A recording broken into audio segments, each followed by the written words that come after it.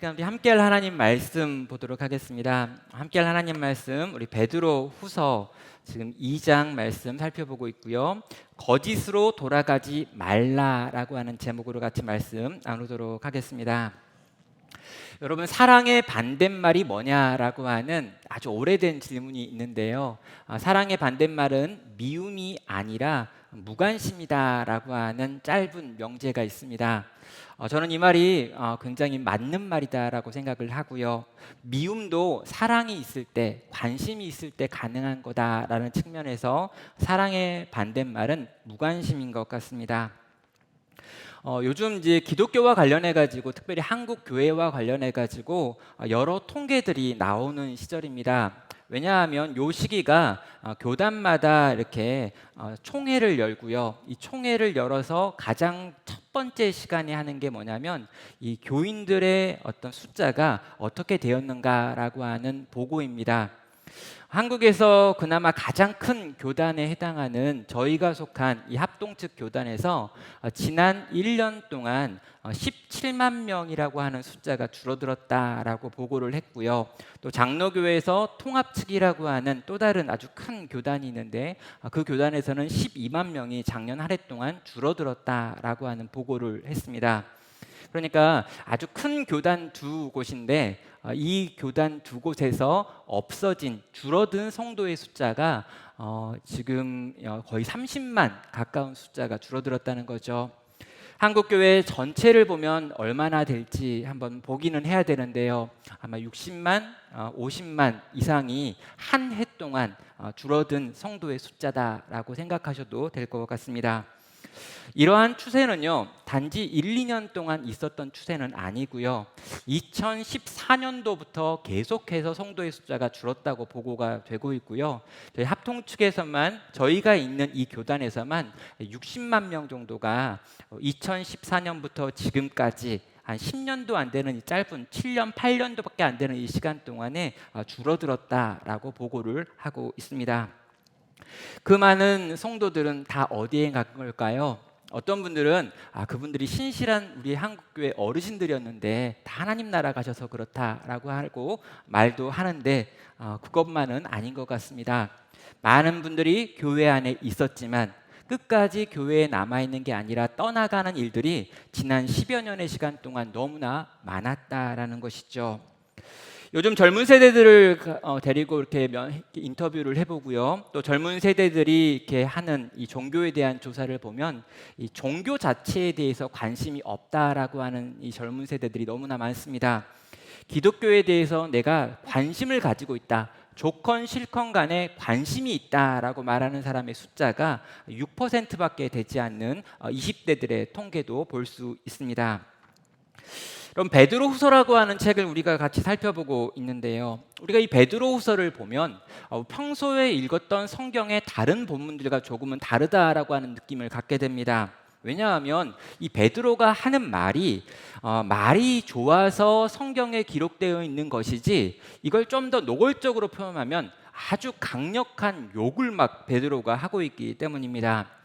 여러분, 거짓의 추종자들과 이 거짓의 교사들을 보면서 여러분, 죽기 위해 태어난 이성 없는 짐승과 같아서, 이런 표현들이 있어요. 여러분, 우리가 보니까 이성이 없는 짐승, 굉장히 좀 멋있는 말 같지만 이게 뭡니까? 짐승만 또 못한 놈들이라고 하는 걸 지금 말하고 있는 거죠. 굉장히 과격하게 지금 거짓 선지자들, 거짓 교사들, 또 거짓을 따르는 자들을 향한 이 분노와 억울한 마음들, 슬픈 마음들을 표현하고 있습니다. 왜 그런 걸까요? 사랑하기 때문인 거죠. 정말 교회를 사랑하고요. 교회 안에 있는 연약한 자들이 미혹돼 넘어가는 것이 화가 나고요. 그래서 그 화와 그 슬픈 마음을 지금 이 베드로가 마지막 자기에게 남겨져 있는 시간을 통해서, 이 편지를 통해서 표현하고 있는 것입니다. 사랑하는 성도 여러분, 오늘날 이 땅에 있는 교회를 바라보면서, 또 이 땅에 있는 교회가 이렇게나 약하고 지금 무너져 가고 있고 이 점점 더 사그러져 가고 있는 것들을 보면서 무관심으로 지나가지 않으셨으면 좋겠습니다. 그러려니라고 생각하며 지나가면 안 되겠습니다. 왜 이런가 고민하고 함께 아파하고 슬퍼하고 또 어떤 경우에 화를 내면서 어떻게 하면 여기서 돌이킬 수 있을지, 어떻게 해야 이 문제들로부터 우리가 다시 일어날 수 있을지를 함께 고민할 수 있는 우리 성도님들 되시기를 바라는 것이죠. 저는요, 베드로가요 정말 탁월한 설교자였다라고 하는 생각을 계속해서 이 베드로 전후서를 살펴보면서 느끼게 됩니다. 베드로가 3,000명을 회심하는 엄청난 설교를 했다라고 하는 걸 우린 사도행전을 통해서 본 적이 있죠. 여러분, 이 베드로라고 하는 사람은요, 기본적으로 글을 쓰는 사람이 아니라 말을 하는 사람이었던 것 같습니다. 우리가 이제 바울이 있고 베드로가 있는데 우린 이 두 사람을 좀 비교할 수밖에 없어요.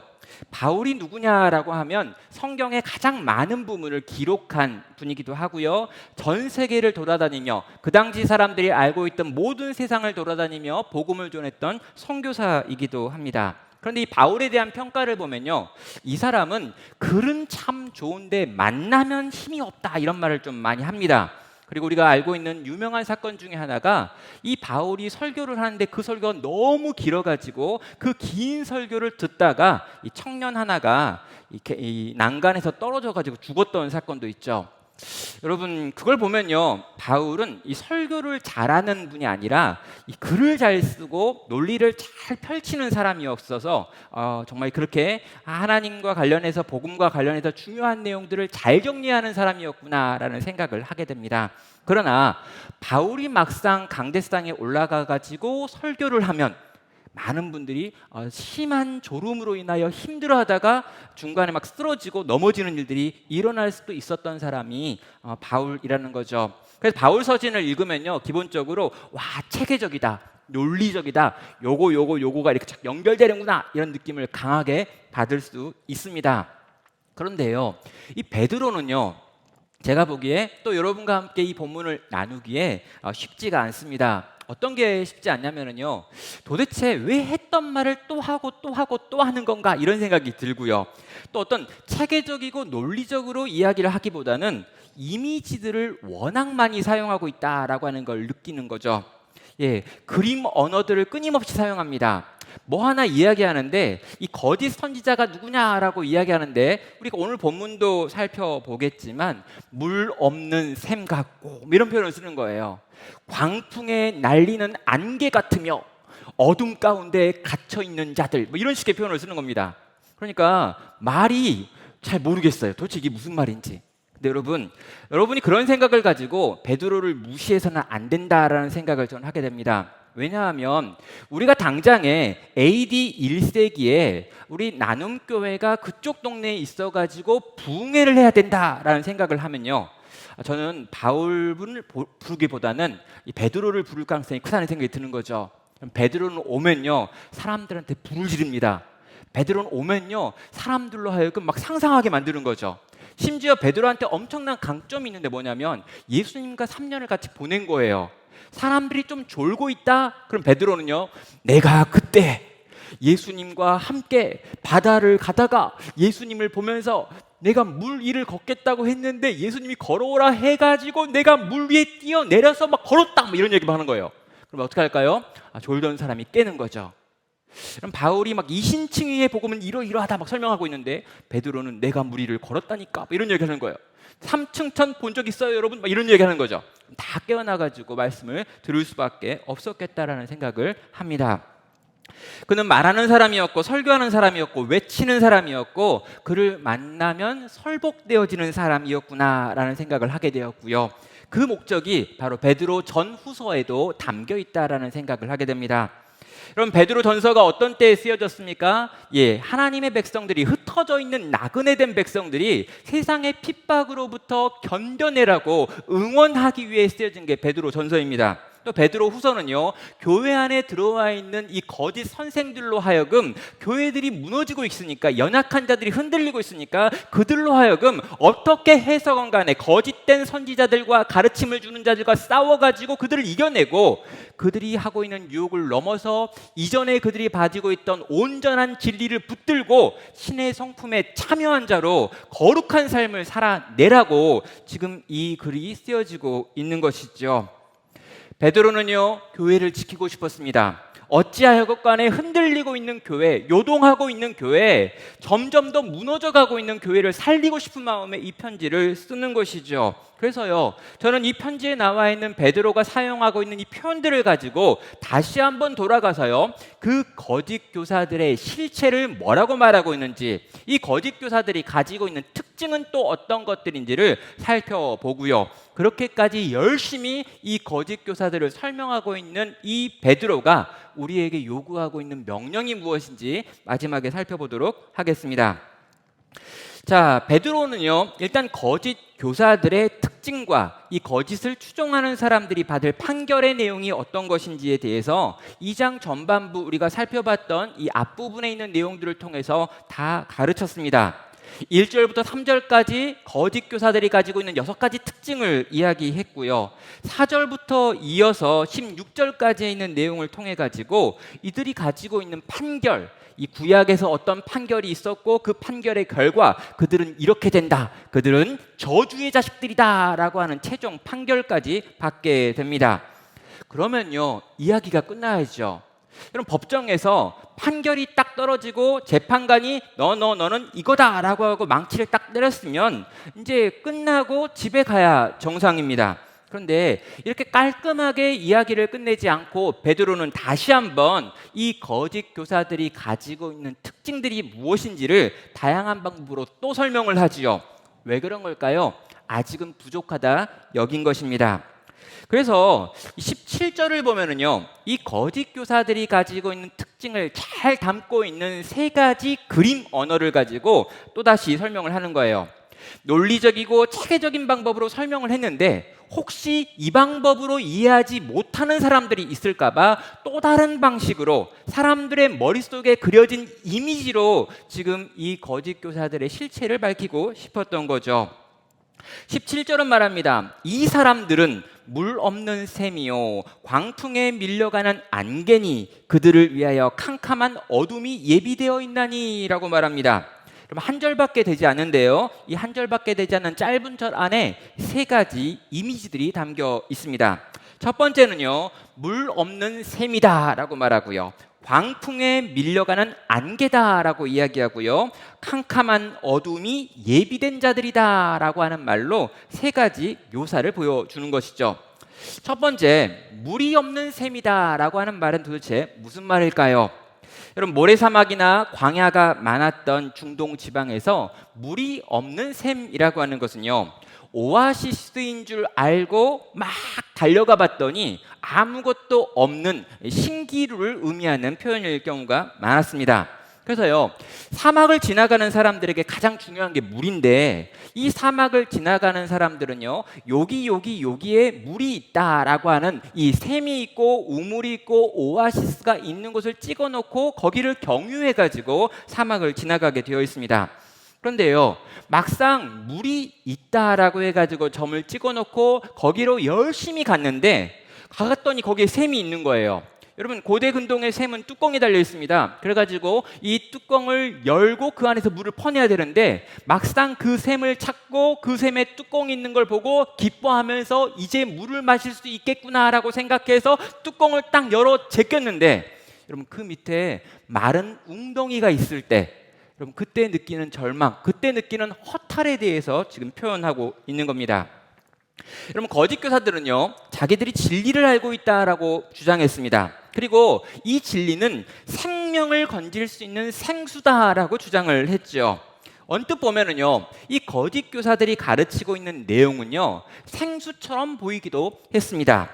예수를 믿을 뿐만 아니라 이 세상에서도 복 받는 방법이 있다라고 가르쳤기 때문이죠. 우리가 굳이 고난당할 필요가 없다, 우리가 굳이 세상과 다른 거룩한 삶을 살기 위하여 애쓸 필요가 없다라는 게 이 거짓 교사들이 가르치는 내용의 핵심이었습니다. 그래서 베드로는요, 분명하게 처음 시작하면서 우리는 하나님을 아는 지식을 점점 더 더하여져야 되고 신의 성품에 참여하는 자가 되어 날마다 예수를 닮아가야 하고, 이 하나님을 아는 지식과 이 신적인 성품을 배워가는 이 모든 과정을 열심을 다해서 이 땅에서 해야 된다, 이것이 우리의 거룩한 삶이다. 이것이 우리가 추구해야 될 삶의 모습이다라고 말씀을 나눴습니다. 그런데요, 이것에 반대하는 사람들이 있었는데 그것이 바로 거짓 선지자였죠. 예수를 믿고 편하게 세상을 살면서 세상과 똑같이 살아도 괜찮다. 이 땅에서도 행복하고 영원한 나라에서도 행복할 수 있는 방법이 있다. 그러니 그 구닥다리 복음, 구닥다리 진리 믿지 말고 우리가 말하는 새로운 생명수를 마셔야 한다라고 하는 것이 이 거짓 교사들이 가르쳤던 내용이었던 겁니다. 진리를 떠나고 거짓 교사들의 가르침을 따랐던 이들이 교회 안에서 발생을 했던 것이죠. 그런데 여러분, 지금 하고 싶은 말이 뭐냐면요, 그래서 그들을 쫓아가서 그 샘에 가서 그 샘의 뚜껑을 열면 너네가 마실 수 있을 거라고 생각했던 그 생수가 없다라고 말하는 겁니다. 사막을 한참 열심히 힘써서 가봤는데 거기에 물이 없다는 거죠. 성도 여러분, 이 이야기가 지금 베드로가 이 땅에 있는 교회를 향해서 하고 있는 말인 겁니다. 거짓 교사들은 멋있는 말을 한다. 그들의 말을 듣다 보면 그 말에 뭔가 우리를 행복하게 하고 채워주고 만족하게 할 만한 것이 있을 것 같은 느낌이 든다. 그러나 막상 그 이야기를 듣고 거기 가서 그걸 열면 거기에 너희를 채울 수 있는 생수는 없다라는 것입니다. 성도 여러분, 저는요 7년 전에 나눔교회를 부임해가지고요, 나눔교회 부임해가지고 제가 처음 했던 설교의 제목이 문득 떠올랐습니다. 그때 제가 했던 처음 설교가요, 빵집에 빵이 없다라고 하는 제목이었습니다. 룻기 1장을 가지고 했던 설교였는데요, 베들레헴이라고 하는 이 지명이 빵의 집, 빵을 만드는 집이라는 뜻이기 때문에 베들레헴에 기근이 왔다라고 하는 이 룻기 1장 1절에 있는 이 선언이 빵집에 빵이 떨어졌다라고 하는 말로 이해할 수 있다라고 말씀을 드렸습니다. 그리고 지금 이 엘리멜렉이라고 하는 이 나오미의 집안이 이 베들레헴을 떠나는 이유가 너무 당연하고 마땅하다라고 말씀을 드렸죠. 빵집에 빵이 없는데 왜 그 빵집에 남아 있어야 되느냐라고 하는 질문이었습니다. 그런데 여러분, 동일하게요, 샘에 갔는데 물이 없다면 그 샘에 앉아 있을 이유가 없습니다. 동일하게요, 교회가 있는데요, 이 교회라고 하는 곳은 반드시 그리스도라고 하는 생명의 떡과 생명의 물이 있어야 되는데 그 교회 안에 그리스도가 없다면, 그리고 이 그리스도를 보여주고 들려주고 나타내는 복음, 하나님의 말씀이 없다면 우리가 굳이 교회에 있을 이유도 없다라는 것이죠. 거짓 선생들이 무엇을 가지고 약속했는지 우리는 정확하게 모릅니다. 그러나 거짓 선생들이 생명수를 약속했는데 막상 그들이 생명수를 가지고 있지 못하다면 우리는 거짓 선생들이 뭘 약속했건 간에 그들로부터 돌이켜서 우리가 원래 있어야 될 생명수 되시는 예수 그리스도 안에 있어야 한다는 것이죠. 오늘 많은 교회들을 바라보면서 동일한 생각들을 하게 됩니다. 교회 안에 생명수가 있는가라고 하는 질문이죠. 많은 성도들이 교회를 떠나가고 있다라고 하는 소식을 듣고 있습니다. 여러분, 한두 명이 아닙니다. 여러분, 60만 명이 한 해에 사라졌다라고 하는 말을 들으면 어떤 생각이 듭니까? 10,000명짜리 교회 60개고요, 1,000명짜리 교회 600개입니다. 그럼 1,000명짜리 교회 여러분 잘 못 보셨잖아요. 여러분, 100명짜리 교회 6,000개가 없어진 건가요? 여러분, 이 엄청나게 많은 숫자가 1년 만에 없어졌다라고 이야기를 하고요, 그게 지금 몇 년째 이어지고 있는 현상이다라고 생각을 했을 때 우리는 과연 어떤 생각을 해야 되는 걸까요? 떠나버린 모든 사람들이 다 문제가 있고 어리고 약해서인 걸까요? 아니면 교회가 마땅히 있어야 될 그 생명수를 잃어버렸기 때문에, 그 생명수가 나눠지지 않기 때문에 사람들로 하여금 기근에 빠지게 만들어서 이렇게 떠나가게 한 걸까요? 거짓 교사들은 가짜 생수를 팔았습니다. 그렇다면 우리는 물어봐야 되죠. 우리에게 참된 생명수가 있는지, 우리는 이 안에서 이 생명수를 지금 경험하고 누리고 그것으로 말미암아 생명을 얻고 있고 있는지 물어보시고, 우리가 생명수가 있다면 그 생명수를 붙들고 다시금 그 안에서 삶을 사셔야 되는 것입니다. 두 번째로요, 이 거짓 교사들을 향해서 표현하는 말이 광풍에 밀려가는 안개 같다라고 하는 표현을 쓰고 있습니다. 예, 거짓 교사의 두 번째 특징인데요, 바람이 부는 대로 쉽게 움직이는 사람들이라는 뜻도 될 수 있고요. 또 바람에 쉽게 흩어지는 사람들이라는 표현으로 또 이렇게 해석되어질 수도 있습니다. 여기 나와 있는 이 광풍을 뭐라고 해석하느냐에 따라서 둘로 나뉘는데요. 이 광풍은 문자 그대로 미친 바람입니다. 바람이 있는데 미친놈이 있다는 거죠. 아주 미친 바람이 있어요. 여러분, 이 미친 바람이 과연 뭘까라고 물어봤더니 첫 번째 해석은 뭐냐면 이 시대가 가지고 있는 세상의 풍조, 이 세상의 흐름, 유행들, 이것들을 미친 바람이라고 해석할 수도 있고요. 또 하나는 하나님의 백성들을 공격하고 핍박하는 이 고난을 미친 바람, 광풍이라고 부를 수도 있습니다. 이 광풍을 무엇으로 해석하느냐에 따라서 이 본문의 해석이 좀 달라지지요. 첫 번째로 우리가 나와 있는 해석, 이 광풍을 이 세상의 풍조, 유행이다라고 해석을 한다면 거짓 교사들의 특징은요, 정말 이 시대의 유행을 막 쫓아가고 있는 사람들, 그 유행을 쫓아가라고 가르치고 있는 사람들이 여기 거짓 선지자들의 특징입니다. 여러분, 생명에 관하여서는 관심이 없습니다. 진리에 대해서도 관심이 없어요. 하나님을 아는 지식을 추구하지도 않습니다. 신의 성품에 참여하려고 애쓰지도 않아요. 예수님을 닮는 것에는 관심이 없습니다. 여러분, 그들이 가지고 있는 유일한 관심이 뭐냐면요, 온통 유행이라는 것이죠. 여러분, 이 시대에 어떻게 가르치고 어떻게 말하면 더 많은 사람들을 끌어모을 수 있는가라고 하는 생각 한 가지로 이 시대가 가지고 있는 모든 유행을 다 갖다 쓰는 사람들이 이 거짓 교사들입니다.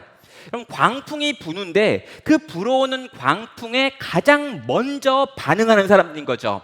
시대가 막 움직이고 있는데 이 움직이고 있는 시대를 보다가 이 시대가 지금 이렇게 움직이고 있구나, 미친 바람이 불고 있구나, 그러면 나는 이 바람 위에 올라서리라 라고 하는 사람이에요. 나는 구닥다리, 옛날 가르침, 진리 같은 거 바뀌지 않고 변화되지 않는 건 별로 관심이 없고, 어떻게 해서건 이 시대 사람들에게 인기 있는 이야기를 해서 그들을 모아야겠다라고 생각하고 반응하는, 가장 빨리 움직이는 사람, 바람이 부는데 그 바람보다 빠른 사람이 여기 나와 있는 거짓 교사들의 특징인 것입니다. 그럼 많은 사람을 모으는데 유익하다면 그 유익한 어떤 방법이든 동원할 수 있다라는 생각이 그들의 생각인 것이죠. 왜 그렇습니까? 그들이 목회하는 이유는, 그들이 가르치는 이유는 자신의 정욕과 탐심을 채우는 이유밖에 없어요. 내가 더 많은 이익을 얻기 위해서 목회하고 있습니다. 내가 더 많은 이익을 얻기 위해서 그들은 설교하고 있어요. 그래서 더 많은 이익을 얻을 수 있는 방법이라면, 사상이라면, 가르침이라면 뭐든지 갖고 와서 사용하는 사람들이 바로 그들인 것입니다.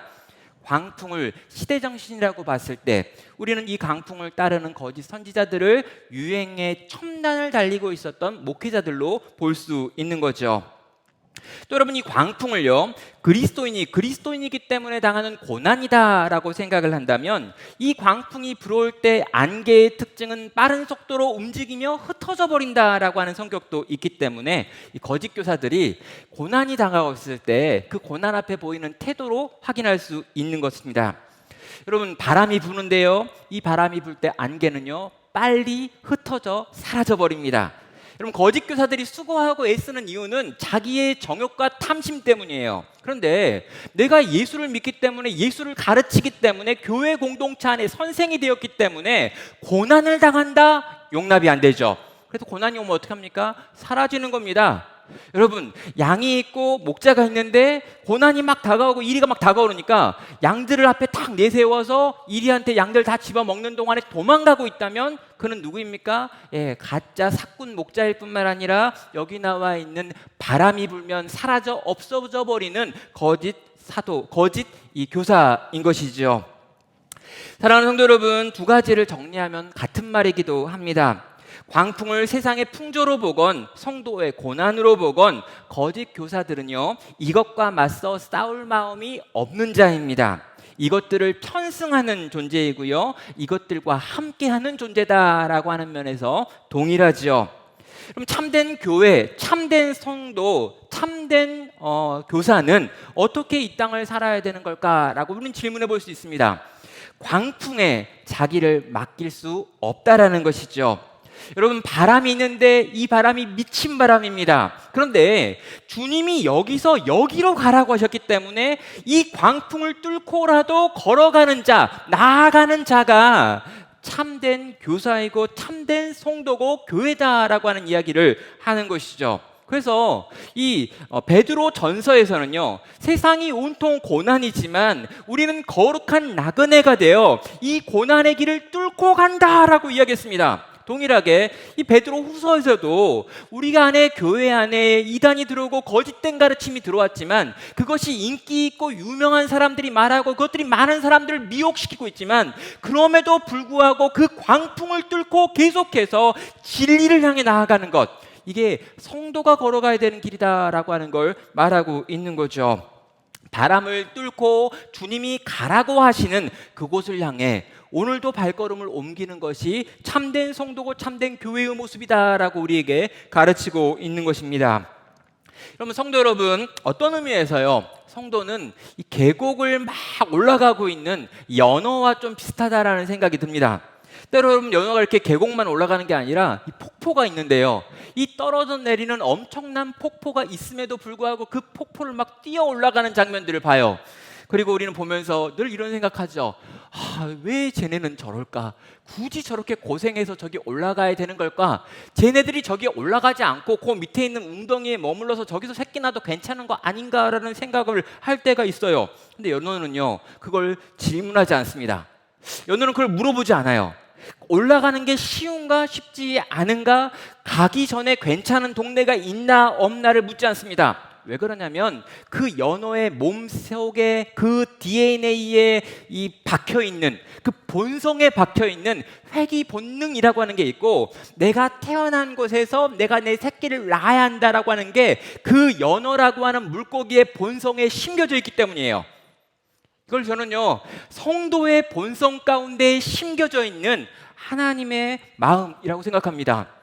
하나님께서는요, 우리를 성도로 부르셨습니다. 그리고요, 우리를 성도로 부르시고 우리를 거듭나게 하신 다음에 우리 속에 하나님의 본성을 심으셨어요. 그 본성이 뭐냐고요?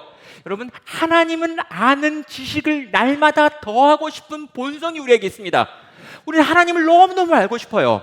또 이 신의 성품, 예수님을 닮고 싶은 본성을 우리 가운데 심으셨다는 거죠. 그래서 상황이 어떻건 간에, 이 상황이 좋건 좋지 않건, 이것들에 대해서 뭘 밀어주건 밀어주지 않건, 때로는 심지어 내가 하나님을 알기 위해 애쓰고 신의 성품에 참여한 자기 되기 위하여 열심히 수고하고 애쓰는 핍박과 어떤 고통이 있다 할지라도, 그럼에도 불구하고 이것이 옳은 길이고 이게 내가 가야 될 길이기 때문에 가겠노라 하고 하는 마음을 거듭난 성도 속에 하나님이 심으셨다는 거죠. 물론 이 길이 어렵고 힘들어서요, 때로는 좀 멈춰설 수도 있고요, 때로는 못 가겠다라는 생각을 하기도 하고요, 도대체 왜 성도의 삶이 이렇게 힘든 걸까라고 하는 탄식이 나올 수도 있어요. 맞아요, 그렇습니다. 가끔은요, 우리 성도님들 가운데 정말 신실하게 살려고 애씀에도 불구하고 연속적이고 반복적인 고난을 당하며 왜 이렇게 힘들게 사나, 왜 이 성도는 이렇게 힘들까라는 생각이 드는 그런 성도들의 모습을 볼 때요, 저도 마음이 어렵고 복잡할 때가 있습니다. 그런데요, 그러나 그럼에도 불구하고요, 눈앞에 폭포가 있지만 그 폭포를 보면서 올라가고 올라가기를 선택하여 결국에 거기로 올라가는 연어처럼 하나님의 백성들 속에는요, 정말 하나님의 백성답게 살고 싶은 그 거룩에 대한 열망이라고 하는 것이 심겨져 있기 때문에 그 길을 간다는 것입니다. 광풍이 불어도요, 모래바람이 불어도요, 폭포가 위에서부터 쏟아져 내려온다고 해도요, 모든 세상이 우리를 보고 그렇게 살면 안 된다고 말해도 그럼에도 불구하고 그 길을 가고 싶어하는 마음의 중심이 우리에게 있는 것입니다. 사랑하는 성도 여러분, 미친 바람이 불고 있습니다. 여러분, 이 시대의 분위기가 진짜 예수 믿기 어려운 쪽으로 흘러가고 있습니다. 정말 예수 믿기 어려운 상황이 우리의 젊은 세대들과 어린 세대들이 지금 맞닿아 있는 상황인 것 같습니다. 예수를 이상하게 믿으려고 하는 바람도 굉장히 거센 것 같습니다. 하나님을 아는 지식이 없어도 괜찮다라고 말하는 이상한 교회들도 있고요.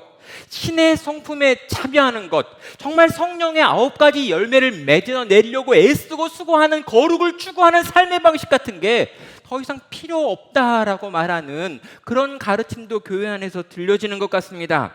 하나님을 아는 지식과 신적인 성품을 담기 위해서 성도가 교육하고 훈련하고 애쓰고 수고해야 한다라고 하는 이야기들이 점점 사라져가고 있지요. 그런데 여러분, 우리는 지금 이 미친 바람을 맞이하고 있지만요, 이 바람 속에서 바람에 밀려가는 인생이 아니라 이 바람을 뚫고 하나님이 우리에게 가라시는 그곳을 향해 계속해서 발걸음을 옮길 수 있는 그런 성도 되기를 주님의 이름으로 축원합니다.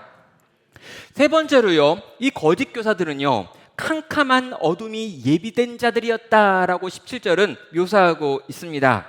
이들의 결국이 어떠할지, 끝이 어떠할지를 지금 보여주고 있는 거죠. 하나님께서 그들을 위해 컴컴한 어둠을 예비해 준비해 놓으셨다라고 말하고 있습니다.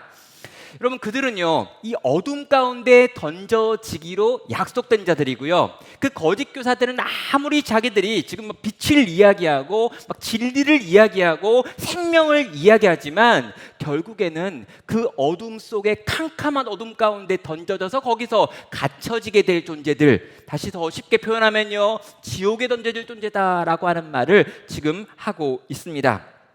그럼 이 거짓 교사들은요, 자기들이 빛이라고 이야기했습니다. 그들은요, 자기들이 진리라고 이야기했습니다. 그들이 아주 새롭고 참신한 것들을 가지고 왔다고 이야기했습니다. 그리고 여러분, 많은 이단의 교주들도 비슷하게 이야기하죠. 내가 계룡산에 올라가지고 성경을 800번을 읽었더니 하나님께서 내게 직접 말씀하셨다, 뭐 이런 얘기를 합니다. 그리고 내가 기도하는 가운데 하나님께서 천국과 지옥을 보게 하셨다라고 이야기하죠. 내가 손을 얹고 기도했는데 이런저런 기적들이 끊임없이 일어나더라 라는 이야기들을 합니다. 내가 다른 종교 지도자들보다 이 정상적이라고 불려지는 많은 교회들과는 전혀 다른 무언가를 가지고 있어 라고 하는 방식으로 내가 빛을 가지고 있다, 진리를 가지고 있다, 신비한 능력을 가지고 있다, 세상이 모르는, 그리고 일반적인 교회가 모르는 것들을 내가 가지고 있다라고 주장하는 사람들이 이 거짓 교사들의 특징이었습니다. 자기를 빛이라고 주장하고 진리라고 주장하는데, 여러분, 성경은 뭐라고 이야기합니까? 그들에게 캄캄한 어둠이 준비되어 있고 그들은 결국 그 어둠 가운데 던져질 거다라고 이야기합니다. 성도 여러분, 세상 사람들이 듣기에는요, 새로운 것이 되게 좋아 보입니다. 우리는 뭐 물건을 살 때 10년 전 게 있고 5년 전 게 있고 1년 전에 나온 게 있으면 대부분 1년 전 걸 삽니다. 특별히 우리 전자제품을 살 때는 그렇게 사야지요. 10년 전에 100만 원이었던 게 지금은 5만 원도 안 되는 게 너무나 많습니다. 왜 그런 걸까요? 이건 점점 시간이 갈수록 좋아지는 것들이기 때문이죠.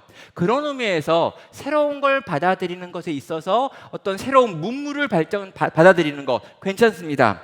그런데요, 우리가 신앙과 관련해서요, 특별히 우리의 영원한 생명과 관련해서는요, 최대한 잘 살펴볼 필요가 있습니다. 이게 진짜 맞는지, 이게 진짜 옳은 건지, 잠깐 반짝 유행할 참신한 생각으로 끝날 것은 아닌지, 이게 정말 우리의 생명을 지키고 우리의 영원한 생명과 연결되어 있는 건지를 잘 물으셔야 한다는 거죠. 여러분, 이 거짓 선생들은요, 빛나는 천사를 흉내내는 사람들입니다. 여러분, 광명한 천사라고 하는 게 있죠. 여러분, 이 광명한 천사를 누가 흉내냅니까? 마귀가 흉내내죠. 근데 이 마귀의 별명이 거짓의 아비입니다. 그리고 이 거짓의 아비인 이 사단이 가르치고 돌보는 분들이 여기 있는 거짓 선생들이죠. 그래서 기본적으로요, 반짝반짝 빛나 보입니다. 괜찮아 보입니다. 생명이 있어 보입니다. 저기를 쫓아가면 뭔가 굉장히 좋은 것들이 있을 것 같은 느낌을 만드는 사람들이에요. 그러나 그 거짓 선생들이 아무리 그렇게 보인다 할지라도 그들은 캄캄한 어둠 가운데 던져지기로 준비된 자들이다 라고 하는 하나님의 선언이 있는 것이죠. 빛과 어둠을 분별할 수 있는 분별력이 우리 성도님들에게 있기 바랍니다. 이게 진짠지 가짠지, 이게 영원한 생명과 연결된 문제이기 때문에 이것들을 구별할 수 있는 영적인 안목이 우리 가운데 있어서 우리 가운데 있는 이 빛이라고 주장하는 어두움들을 구별해낼 수 있는 우리 성도 되시기를 주의 이름으로 축원합니다. 여러분 17절 한 절이었는데요. 여기 나와 있는 세 가지 묘사를 보면서 이 거짓 선생이 가지고 있는 이미지들을 한번 정리해보는 시간들을 가졌습니다. 그리고 이어서요 18절부터 19절 이 두 절을 통해 가지고 베드로는요 거짓 선생들의 인상에 대한 묘사를 넘어 그들이 하고 있는 행동의 세 가지 특징을 설명하고 있습니다. 18절은 말합니다. 허탄한 자랑의 말을 토하며 그릇되게 행하는 사람들에게서 겨우 피한 자들을 음란으로서 육체의 정욕 중에 유혹하는도다 라고 말하며 이 두 가지 특징을 이야기하고요 19절에 가면 또 한 가지 특징을 이야기합니다. 그러면 첫 번째 이 거짓 교사의 특징은요 허탄한 자랑의 말을 토하며 라고 설명하고 있습니다. 여기 있는 이 허탄하다라고 하는 표현은요 속이 텅 빈, 무가치한, 쓸모없는 이라고 하는 의미를 가지고 있죠. 그럼 베드로 전후서의 맥락을 보면은요 이 성도의 이 신적 성품을 만들어내는 거룩한 삶을 만들어내는 데는 아무런 도움도 되지 않는 말들이 바로 여기 있는 이 허탄한 자랑이라고 하는 걸로 설명할 수 있겠습니다. 여러분 교회 안에서요 누군가 공적으로 서가지고 마이크를 들고 말한다면은요 여러분 그가 해야 될 말이 뭐냐면 성도를 보면서 하는 말이라면 성도로 하여금 예수 그리스도를 어떻게 닮아가야 되는지에 대한 설명을 하든지 아니면 불신자들이 만약 있다면 이 불신자들을 바라보면서 우리가 어떻게 하면 성도가 될 수 있는지에 대한 이야기를 해야 합니다. 저는요 이 강단에서 마이크를 가지고 성도들에게 말씀을 선포한다라고 하는 이 예배 가운데 선포되어지는 모든 말씀은 기본적으로 복음을 전하거나 복음에 합당한 삶에 대하여 가르치는 내용이어야 한다라고 하는 기본적인 생각이 있어요. 그래서 제가 저희 강단에 누군가를 모실 때는요 정말 고민을 많이 합니다. 그래서 정말 그 이야기를 해줄 뿐인가 정말 복음의 내용을 설명해주고 그 복음에 합당한 삶을 들려줄 만한 그런 하나님의 진리를 가지고 있는 사람인가라는 걸 면밀히 관찰한다는 거죠. 그런데 제가 그렇게 누군가를 보면서 우리 강단에 누굴 세웠으면 좋겠다라고 생각을 하고 있으면서 그 사람에 대해서 좀 이렇게 알려고 노력을 하다가 그분에게 제가 명함을 딱 받게 되었는데 그 명함의 뒷면에 너무 많은 게 기록되어 있으면 일단 아웃입니다. 그러니까 명함을 받는데 뭐 세계 복음화 협회 협회장 그리고 뭐 지구 평화를 위한 모임의 해고 뭐 지구 온난화 방지 연합회 뭐 이렇게 해가지고 막 이렇게 내용이 너무 많아요. 너무 많아. 그러면 아웃. 왜요? 그럼 너무 많은 걸 하고 계시기 때문에 이분이 복음을 잘 준비하거나 복음의 말씀을 잘 전하기에 부족한 분일 것이다 라고 하는 생각이 들기 때문입니다. 그럼 그 작은 명함에다가 그 많은 직함을 찍어내는 이유가 뭐냐는 거죠. 이건 자랑입니다. 그것도 허탄한 자랑이죠. 여러분 그렇게 자랑할 수가 없어요.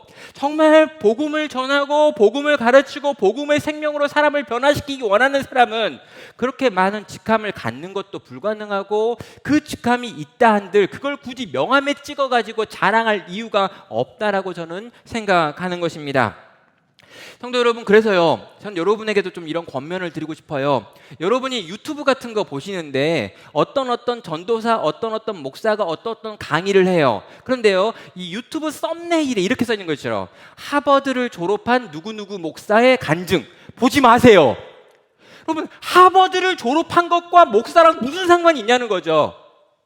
내가 하버드를 졸업할 수는 있는데 제가 하버드를 졸업 못한 것 때문에 이런 말 하는 게 아니에요. 여러분 그럼 미국에 안 갔다 와서 이런 말 하는 게 아닙니다. 공부를 하고 올 수 있어요. 근데요 내가 만약 그걸 복음을 전하는 곳이라면 복음과 관련해 가지고 내가 어떤 뭐 건전한 신학교를 졸업했습니다 이런 내용은 있을 수 있겠죠. 그런데 하버드에서 내가 경영학을 공부한 게 내가 지금 복음을 전하는 거 아무 상관도 없는 자랑인데 왜 여기다 이걸 기록하냐는 거죠. 이건 허탄한 자랑입니다. 그리고 요 허탄한 자랑이 왜 여기에 붙어 있는 걸까요? 요거 붙어 있으면 더 많이 보거든요. 여러분 그리스도인들이 진짜 이상합니다. 여러분 복음을 듣고 싶으면 복음을 잘 전하는 사람의 복음을 들어야지 왜 하버드를 졸업한 사람의 복음을 들어야 합니까? 굉장히 신기하게도 그렇게 하면 더 많은 조회수가 나오기 때문에 그렇게 하는 사람이나 그게 찍혀 있으면 더 많이 보는 성도들이나 다 똑같다는 거죠. 허탄한 자랑들이 너무나 많이 가득합니다. 그래서 여러분 막상 말씀을 전할 시간이 없어요. 말씀 복음을 들을 시간이 없습니다. 왜요? 그분들이 어떤 삶을 살았는지 그 자랑거리를 다 들어야 되니까요. 사랑하는 성도 여러분, 참된 목자는 허탄한 자랑을 할 시간이 없습니다. 진짜 참된 교사는요, 그런 거 나누고 그런 거 듣고 그런 거 들려주면서 박수 받을 이유가 없단 말입니다. 성도 여러분, 우리가 듣는 복음은 어떠하며 우리가 원하는 선생은 어떠한지 이걸 가지고 확인해 보시길 바랍니다. 허탄한 자랑은 우리를 그리스도에게 인도할 수 없습니다. 허탄한 자랑은 우리를 생명으로 이끌 수 없고요. 허탄한 자랑은 이 거대한 미친 바람이 불어오는 세상 속에서 우리의 믿음을 지켜줄 수 없다는 것입니다. 우리 성도님들이 허탄한 자랑으로부터 벗어나서 참된 복음을 듣고 그 복음에 반응할 수 있기를 주의 이름으로 축원합니다. 두 번째로요, 또 거짓 교사들의 이 행동의 특징을 보면요, 연약한 자들을 육체의 정욕 중에서 유혹한다라고 하는 특징이 나옵니다. 이 18절의 후반부죠. 여러분, 그릇되게 행하는 사람들에게서 겨우 피한 자들을, 뭡니까? 이제 막 구원받은 사람들이에요. 이제 막 거듭난 사람들입니다. 어찌어찌 해가지고 이전에 정말 엉망진창의 삶 속에 있었는데 겨우겨우 해가지고 복음을 듣고 그 복음에 반응을 해가지고 예수님을 영접하고 새로운 삶을 살기로 결단해서 교회 안에 들어온 어떤 사람들이 있습니다. 그런데 겨우 그렇게 피해 들어온 이 믿음이 연약한 영적인 어린아이들을 육체의 정욕 중에서 유혹한다라고 말하고 있습니다. 저는요, 베드로가 거짓 교사들을 보면서 이렇게 화를 내면서 계속해서 반복해서 목소리를 높이는 이유가 여기에 있다고 생각해요.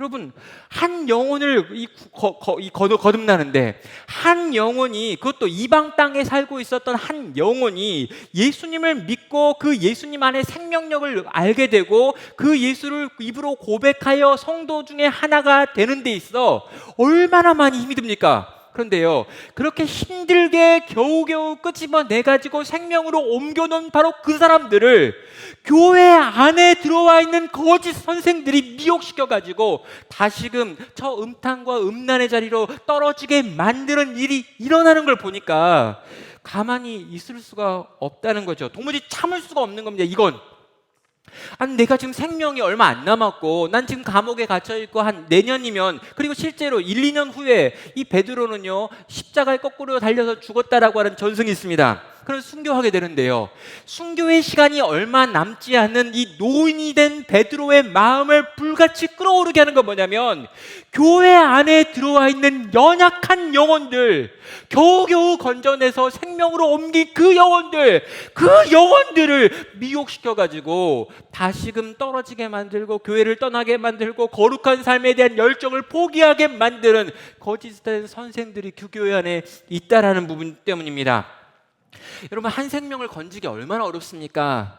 여러분, 복음을 전해보셨습니까? 여러분이 전도하기 위해 애써서 그 영혼이 복음을 듣고 그 복음에 반응하여 어찌어찌 그 많은 과정을 통과해가지고 교회에 왔단 말이에요. 그래가지고 교회에 딱 앉았는데 그 주간에 이상한 사람이 와가지고 이상한 말을 해가지고 이 사람이 이 믿음에서 떨어지고 떠나버린다면 그게 얼마나 비참하냐는 거죠. 성도 여러분, 지금 이 일을 베드로는 경험하고 있고 그 당시 교회와 성도들은 경험하고 있는 겁니다. 여러분, 한 생명을 건지는 거, 한 영혼을 살리는 그 일에 대해서 여러분, 바울은요 해산하는 고통을 통과한다, 해산하는 수고를 해가지고 내가 나았다라고 하는 말을 하고 있죠. 여러분, 육신의 자녀를 낳기 위해서 어머니가 그의 생명을 거는 것처럼 그 생명을 건 수고가 아니고서 그 한 생명을 건지는 것이 불가능한데 그 생명을 이리도 쉽게 빼앗아가고 유혹하고 있는 자들이 너희 안에 있는데 그들을 허용할 수 있겠느냐라고 하는 것이 지금 이 베드로가 이 교회들을 향해서 하고 있는 말이 되는 것입니다. 성도 여러분, 상대적으로요 어린 신자들은요 유혹에 넘어갈 확률이 높습니다. 왜 그렇습니까? 아직 하나님을 아는 지식이 부족하니까요. 또 신적인 성품을 갖추고 거룩에 힘쓰고 훈련되어 있지 못한 부분들이 많이 있으니까요. 그런데 여러분, 이렇게 어린 신자들, 이 신앙적으로 어리고 실제로 나이도 어린 신자들이 있는데, 여러분 그 신자들을 정말 잘 먹이고 입히고 돌보고 지켜가지고 살려야 되는 것이 교회의 역할인데, 이거 반대로 하는 그런 이들이 있다면 어떻게 해야 되는 걸까요? 최근에 재판을 받고 있는 사건 중에 하나가 있는데요. 인천에 있는 한 교회의 청년부 목사가 그 교회 청소년과 청년들 26명을 그루밍으로 성폭행을 했다라고 하는 것 때문에 지금 재판이 벌어지고 있는 장면이 있습니다. 근데 여러분, 이걸 듣는데, 요 스토리를 듣는데 여러분 진짜 뚜껑이 열린다라는 느낌을 받아요. 아니 진짜 이 교회 청소년들과 청년들을 10여 년이 넘는 시간 동안 26명이나 되는 아이들을 그런 식으로 성적으로 추행하고 폭행하는 일들이 반복적으로 계속해서 일어났다라는 거예요. 여러분, 이런 일들이 일어나는데, 이런 일들이 일어날 때 과연 교회는 어떻게 해야 되는 거고, 이 땅에 있는 어른들은, 교회 안에 있는 경건한 어른으로 불려지는 여러분들은 어떻게 해야 되는지 묻고 있는 것입니다. 자신의 욕망과 탐욕을 채우기 위해 어린 영혼, 아직 부족한 영혼, 아직 하나님을 잘 모르고 하나님의 성품이 뭔지, 거룩이 무엇인지 또 훈련받지 못한 그 영혼들을 미혹하고 있는 이 악의 세력들을 보면서 우리는 어떻게 해야 되고 또 무엇을 준비해야 되는 걸까요? 사랑하는 성도 여러분, 그래서 우리는요, 하나님을 아는 지식을 제발 열심을 내어 배우셔야 합니다. 성도 여러분, 우리는 어린아이로 머물 수 없어요. 우리는 미숙아로 멈출 수 없습니다. 하나님을 아는 지식이 별로 없어요. 난 좀 무식하거든요 라고 말하면 안 된다는 거예요. 나는 좀 공부를 못해가지고, 옛날에 학교 다닐 때도 공부를 못했고 지금도 잘 못해서 책 같은 거 잘 못 읽으니까 하나님을 아는 지식은 몇몇 똑똑한 사람들이 하는 거고 난 모르겠으니 그냥 봉사만 하겠습니다, 이러지 마세요. 여러분, 우리는요, 하나님을 아는 지식에 자라가기 위하여 계속해서 죽는 날까지 수고하셔야 되는 겁니다. 또 여러분, 우리는요, 신의 성품, 예수님을 닮기 위한, 거룩을 위한 훈련을 계속해서 하셔야 한단 말이에요.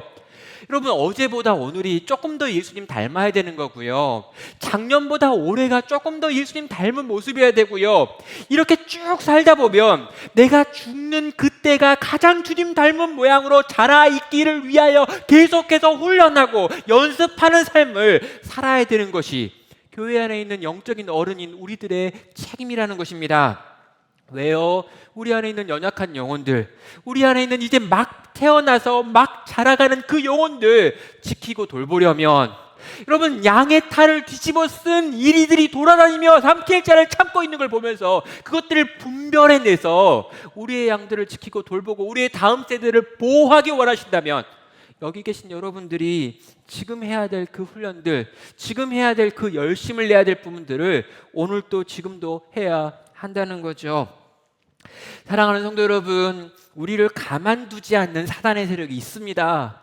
여러분, 가만두지 않는 그 사단의 세력들은요, 오늘도 거짓 선생들을 통해 가지고, 거룩된 가르침을 통해 가지고 우리를 유혹하고 우리 가운데 있는 어린 양, 연약한 양들, 영적으로 아직 자라지 못한 이들을 공격하여 미혹하여 유혹하고 있습니다.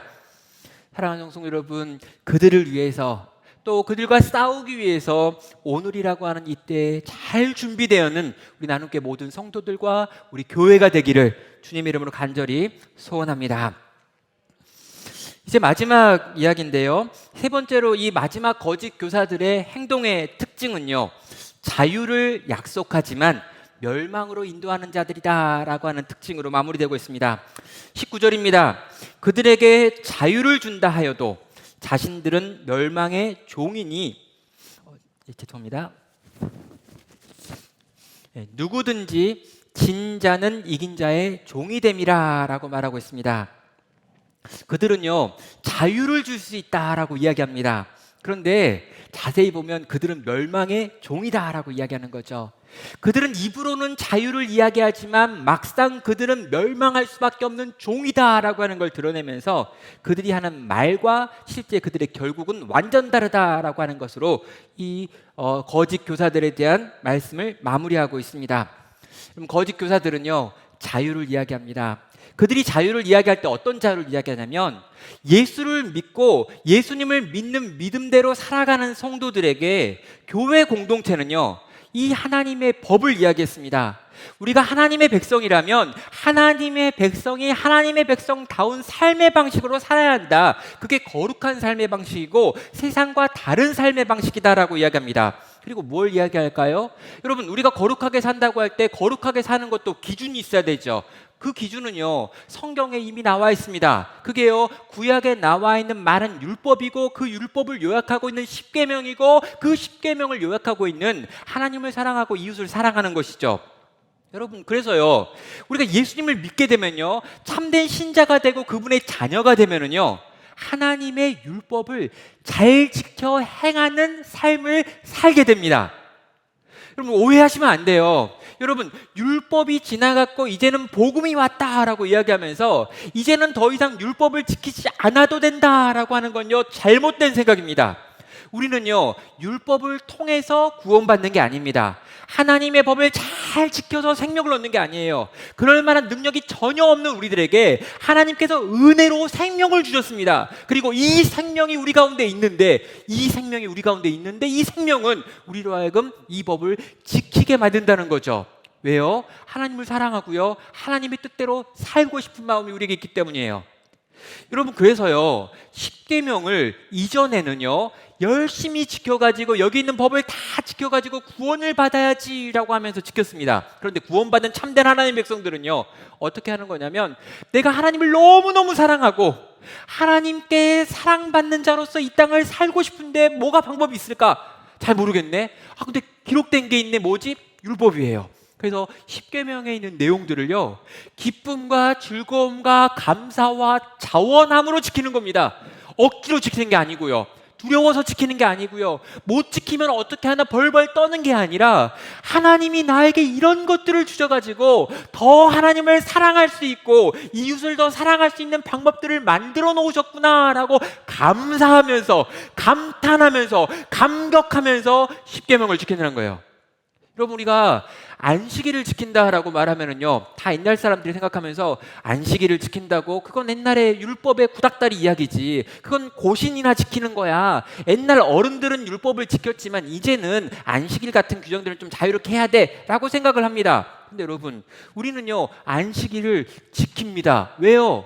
우리는요, 이 안식일이라고 하는, 이 주일이라고 하는 날에 하나님을 더 열심히 집중해서 만나고 그분을 알고 경험하고 누릴 수 있기 때문에 안식일을 거룩히 지키는 거예요. 안식일을 안 지키면 돌마다 죽기 때문에 지키는 게 아니고요, 우리는 이날, 이렇게 정해놓은 날, 심지어 국가가 정해놓은 빨간 날, 그래서 직장에 출근하지 않아도 되는 괜찮은 날, 이날 집중해서 하나님을 만나고 하나님을 경험하고 하나님을 찬양하고 하나님께 기도하고 성도의 무리가 함께 모여서 성도의 교제를 나눌 수 있기 때문에 기쁨과 즐거움과 감사로 안식일을 지킨다는 거죠. 안식일을 지켜야 되기 때문에 막 울면서 이를 악물고 끌려서 교회 가는 게 아니라 너무너무 교회 가고 싶고 너무너무 성도를 만나고 싶고 너무너무 하나님의 말씀을 듣고 싶고 기도하고 싶고 찬양하고 싶어서 이날을 기다리다가 이날이 오면 기쁨과 즐거움으로 안식일에 들어와서 안식에 있는 규정들을 지킨다는 거죠. 사랑하는 성도 여러분, 우리는 기쁨과 즐거움과 감격을 가지고 이 법을 지켜왔습니다. 우리는 기쁨을 가지고요, 즐거움을 가지고 다른 사람을 사랑하기 위해 우리 것들을 막 나누어 줬습니다. 그런데요, 거짓 선생들이 들어와가지고 뭘 이야기하냐면, 야, 너네는 자유가 있는데, 너네는 놀라운 자유를 선물로 받았는데 왜 굳이 그날 꼭 교회 가야 돼? 왜 굳이 네가 가지고 있는 것들로 남을 섬겨야 돼? 왜 그 금쪽 같은 시간을 너네 가족들끼리 보내지 않고 그 다른 이웃들을 돌본다고 또 말도 안 되는 소그룹 식구들을 섬긴다고 시간을 써야 돼? 라고 말하고 가르치는 이들이 있었다는 거죠. 근데요, 이 이야기 듣다 보니까 문득 그게 맞는 것 같아요. 아니, 복음으로 산다는 건 자유롭게 산다는 거였는데 내가 그 자유 때문에 교회에 들어와가지고 뭔가 좀 봉사를 시작했는데 봉사가 맨날 재밌진 않잖아요. 주일날 꼬박꼬박 교회 나오는 것도 싫을 때가 있잖아요.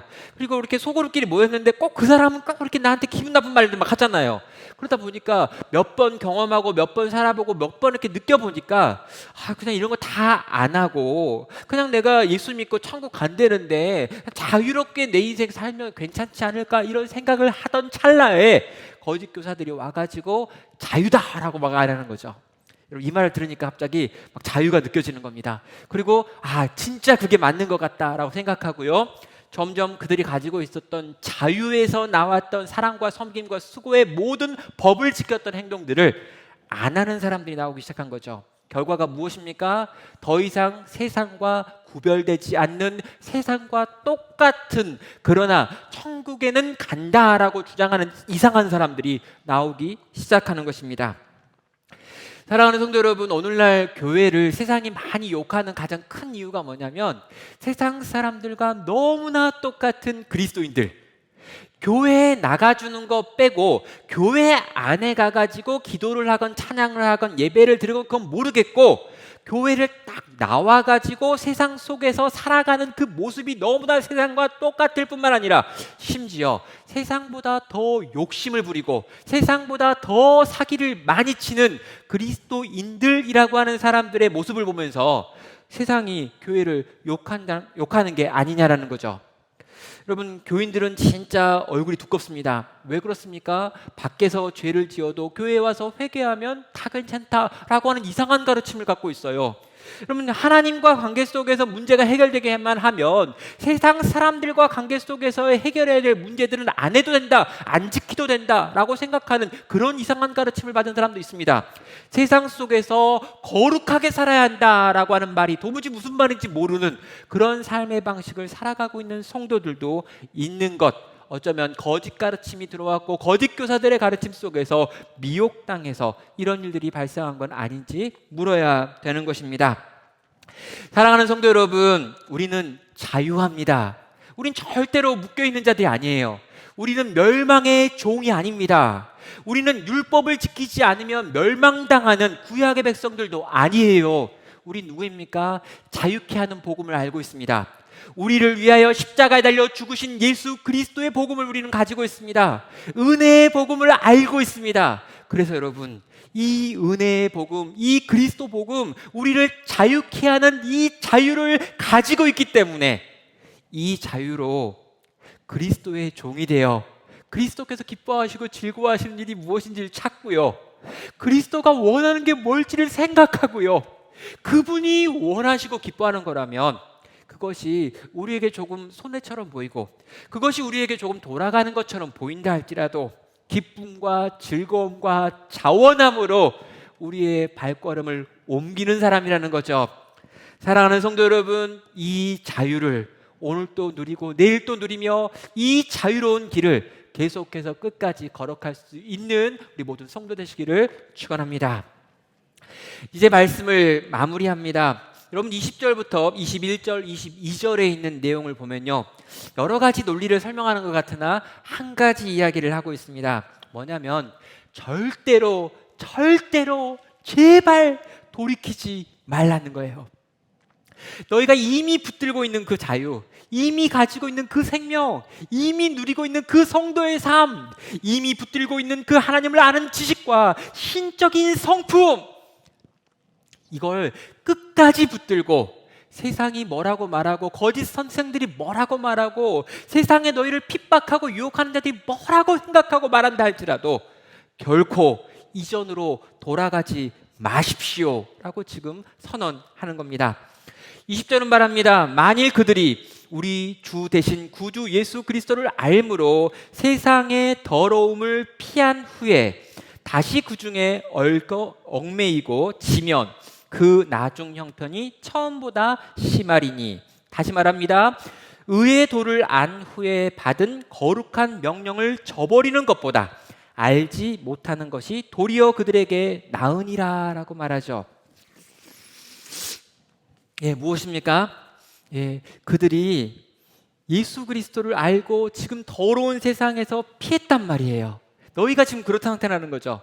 예전에 너희가 그 더러운 세상 속에 있는데 예수님 때문에 여기 옮겨졌다는 거예요. 근데 이 옮겨진 너희가 다시 여기로 돌아가 버린다면 그건 아예 여기로 온 적이 없는 사람들보다 더 비참하다라고 설명하는 거예요. 아니, 예수 그리스도를 통해서 의의 도를 알았는데 어떻게 알지 못하던 때로 돌아갈 수 있느냐? 만약 너희가 거기로 돌아간다면 너희가 알지 못했던 것이 더 나았을 텐데 라고 하는 말하는 거죠. 그럼 처음이 좋았으면요, 끝까지 좋아야 되는 겁니다. 예수를 알므로 세상의 더러움으로부터 피했다면 그 피한 데서 계속해서 피하여 나아가야 되는 거죠. 그런데 다시 돌아가 그 더러움에 얽매여 또다시 살고 있다면, 의의 도를 알았는데 그 의로운 도를 알았으면서 들었으면서 깨달았으면서 다시금 그 불의한 세상 가운데 들어가 살게 된다면 도대체 그게 무슨 말이냐라고 말하는 거죠. 베드로는요, 너무 이 상황이 당황스러운 거예요. 아니, 어떻게 교회가, 어떻게 성도가 그 도를 알고 그 그리스도를 알고 그 은혜를 알고 그 생명을 경험하고 그 생명 안에서 자유를 누렸는데 다시 이것을 버리고 여기로 돌아가서 이 더러운 데서 뒹굴며 살아가기를 선택하는지 모르겠다는 거죠. 그래서 22절에서요, 그럼 마지막으로 이런 속담 하나를 이야기합니다. 참된 속담에 이르기를 개가 그 토하였던 것에 돌아가고 돼지가 씻었다가 더러운 구덩이로 도로 누웠다 하는 말이 그들에게 응하였도다. 그럼 개가 속이 뭔가 안 좋은 게 있어가지고요, 어떻게 토하게 해가지고 개가 먹은 걸 막 토하게 시켰습니다. 옛날에 제가 진짜 본 적이 있는데 개가 쥐약을 먹고 죽어가고 있어가지고요, 그 쥐약을 토하게 만들려고 입에다가 샴푸를 막 해가지고 거품 내가지고 먹여가지고 애 막 토하게 해가지고 이 쥐약 먹은 것들을 이렇게 토하게 만들었던 적이 있습니다. 그럼 개가 뭔가 이상한 걸 먹었어요. 그래가지고 애를 막 토하게 해가지고 토했습니다. 그럼요, 토한 거 다시 안 먹어야죠. 근데 걔한테 조금 살아날 만하니까 걔가 다시 가가지고 그걸 주워 먹고 있는 거죠. 어우, 더러워. 그럼 돼지가 있어요. 뭔가 이유가 있어가지고 이 돼지를요, 오늘 한번 좀 씻겨봐야지 해가지고 깨끗한 데 가서 잘 씻겼습니다. 깨끗하게, 정말 아름답게. 뭐 왜 씻겼는지 모르겠어요. 뭐 먹으려고 씻겼는지 아무튼 씻겼어요. 근데 잠시 한눈 파니까 애들이 튀어나와가지고 다시 구덩이 들어가서 막 몸을 비비고 있는 거죠. 여러분, 지금 여기 개가 나오고요, 돼지가 나왔습니다. 그럼 이 개와 돼지가 뭘까요? 유대인들이 가장 부정하다고 말하는 두 짐승이죠. 그리고 유대인들만 부정하다고 생각한 건 아닌 것 같고요, 이 고대 사회에서 개와 돼지가 갖는 기본적인 이미지가 좀 그랬던 것 같아요. 좀 뭔가 더러운 애들, 좀 뭔가 안 좋은 애들. 여기 강아지를 키우시는 분들 부탁드립니다. 여러분이 키우시는 개가 아니고요, 여기 성경에 나와 있는 요 개는 진짜 이렇게 들에서 돌아다니는, 벼룩을 옮기고 병균을 옮기는, 정말 이렇게 쓰레기와 시체를 뜯어먹는 그 개예요. 그러니까 가장 부정적인 짐승 둘을 딱 언급합니다. 개와 돼지. 근데 그들은 개돼지와 같다라고 말하는 거죠. 그리고 여러분, 그들을 쫓아가는 사람들은 뭘까요? 개돼지만 또 못한 삶의 방식을 선택하는 거죠. 제발 너희는 이 개돼지의 길을 가지 말아라. 이 개돼지가 하는 이 멍청하고 미련한 행동 가운데 들어가면 안 된다. 이것이 이 베드로가 이 이야기를 통해서 우리에게 들려주는 교훈이 되는 겁니다. 사랑하는 성도 여러분, 오늘도 교회 안에서도 또 기독교 안에서도 끊임없이 사단의 사주를 받은 거짓 교사들이 다양한 것들로 경고하지 않는 믿음 가운데 있는 이들을 흔들고 요동하는 일들이 일어나고 있습니다.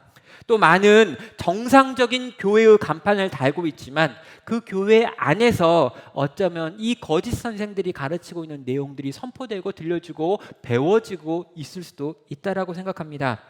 하나님을 아는 지식이 필요가 없다라고 하는 가르침이 들려진다면, 정말 그리스도의 성품, 정말 성령의 열매다운 삶의 변화된 모습들은 중요하지 않다라고 하는 가르침이 선포되어지고 있는 곳이 있다면 여러분, 그것은 거짓된 가르침이 선포되는 거짓된 곳이지 결코 교회일 수는 없습니다.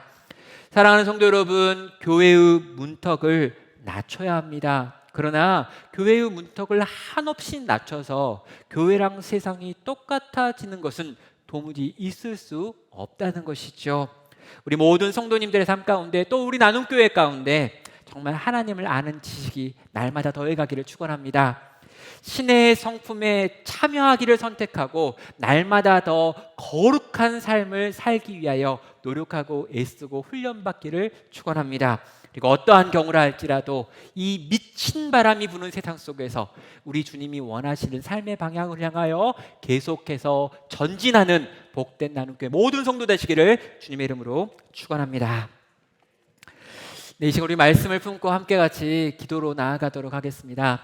하나님, 정말 미친 바람이 부는 이 세상 속에서 정말 우리를 향해 끊임없이 세상과 같아지라고 말하는 세상 속에서 주님, 내 영혼을 지킬 뿐만 아니라 내게 속해 있는 또 다른 영혼들을 지키고 보호하게 하시고 끝까지 이 믿음의 길을 완주하는 우리의 인생들 되게 하여 주시옵소서.